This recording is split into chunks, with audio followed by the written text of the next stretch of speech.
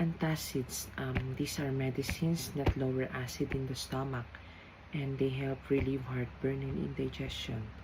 And the common example is aluminum hydroxide and magnesium hydroxide. And gastric stimulants, these are drugs that help the stomach move food faster, and they increase muscle activity in the digestive tract, and they are used when the stomach empties too slowly. And histamine 2 blockers, they reduce stomach acid by blocking histamine signals, and this help heal ulcers and prevent reflux. And examples are ranitidine. And anti-ulcerative miscellaneous, Charge your phone now. these are drugs that protects the stomach lining, and they don't directly lower acid but coat or shield the stomach, and the example is sucralfate. And next, the proton pump inhibitors, they stop acid production at the source in the stomach, and they are stronger than antacids or H2 blockers, and the example is omeprazole. And then the antiemetic drugs, this medication stops nausea and vomiting, and they calm the stomach and brain signals, and the example is ondansetron. And then the emetic drugs, they cause vomiting, nausea and vomiting, they cause vomiting only pala, and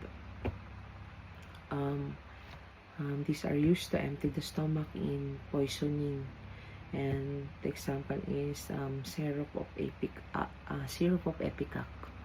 And the bulk forming laxatives, they add fiber to they add fiber or bulk to stool, and this makes the stool softer and easier to defecate. And the example is psyllium husk. And lubricant laxatives, they coat the stool and intestines with a slippery layer, and this helps the stool to move out smoothly, and the example is mineral oil.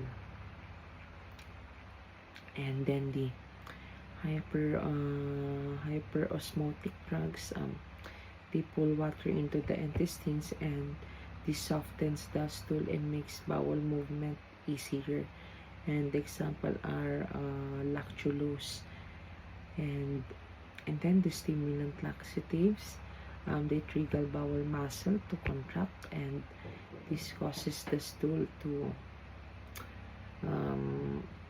move faster. And examples is Bisacodil. Bisacodil is a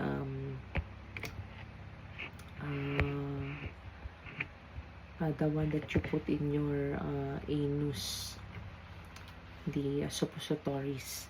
And next, the stool softeners, they mix water into stool to make it softer, and then they are gentle and prevent straining, and the example of this is docosate sodium.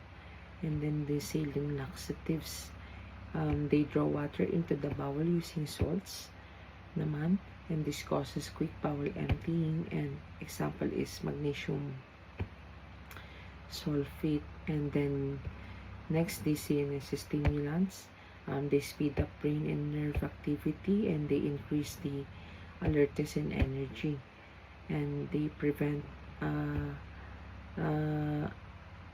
and examples is caffeine. And then the anti-epileptic drugs,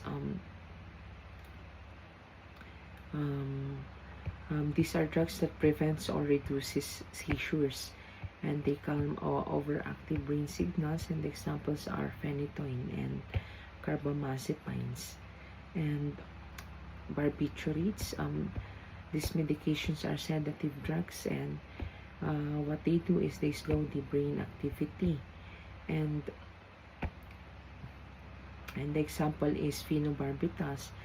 And the example given by mom that uses this kind of sedative drugs is Hitler, Marilyn Monroe, and Elvis Presley. And then next, the anti-Parkinson's or the dopamine drugs. They increase or mimic dopamine in the brain, and they help control movements and stiffness, and the example is levodopa. And then the anti-allergic drugs, they reduce allergic reactions like sneezing or itching. They block histamine or other allergy signals, and the example is loratadine.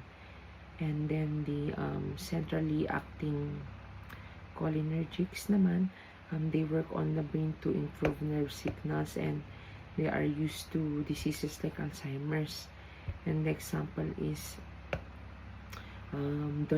donepezil, and then the dopaminergics.